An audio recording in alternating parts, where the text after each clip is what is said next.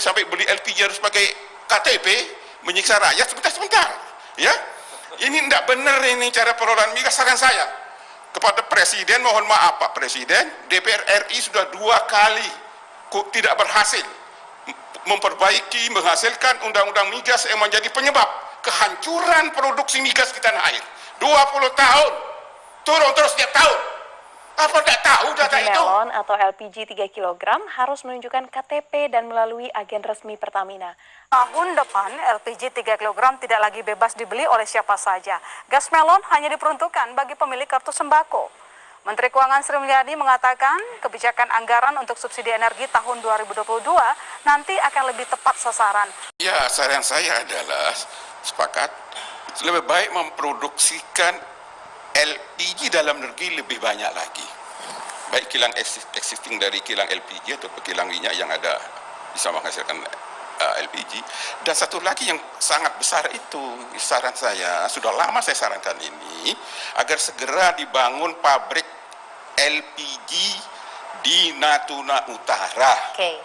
Terus bisa juga langsung dengan pabrik LNG-nya, juga CO2-nya yang besar itu dialirkan untuk menaikkan produksi minyak. Jadi ini akan sekaligus memanfaatkan semua sumber daya alam yang sudah ada di Natuna itu, yang sudah ditemukan puluhan tahun. Nah, sekarang kok sampai sedetik ini kok enggak ada. Tahu sebabnya? Karena sistem tata kelola di bawah Undang-Undang Migas itu yang salah total. Tolong Komisi 7 dengerin ya.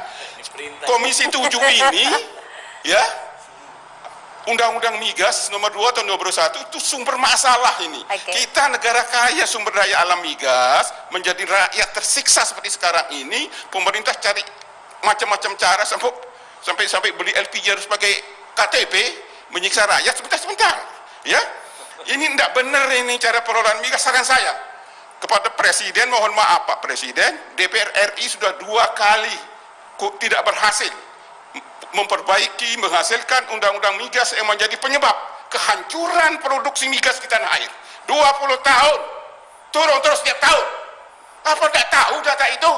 Baik. Penyebabnya undang-undang migas. Tolong Pak Jokowi segera perpu, ganti, cabut Undang-Undang Migas nomor 21, hidupkan kembali undang-undang yang dibatalkan oleh Undang-Undang Migas. Hidup kembali itu, kembalikan kuasa pertambangan ke perusahaan negara. Pemerintah, mohon maaf Pak Joko, pemerintah tidak bisa berbisnis. Jadi dia tidak bisa.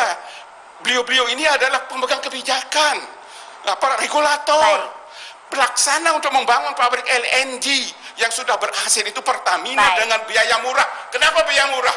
Bunganya murah. Kenapa bunga murah? Dia dipercaya oleh perbankan internasional dan perusahaan minyak internasional sebagai pemegang kuasa pertambangan, sehingga interest rate-nya lebih murah. Buktinya Pertamina berhasil membangun pabrik LNG di Arun dan Badak dan bunga murah, sukses. Jadi industri hilir tidak hanya migas, industri hilir semua minerba bisa memperoleh bunga murah untuk membangun, mengembangkan sisi hilir dari industri hulu hilir daripada yang berdasarkan sumber daya alam.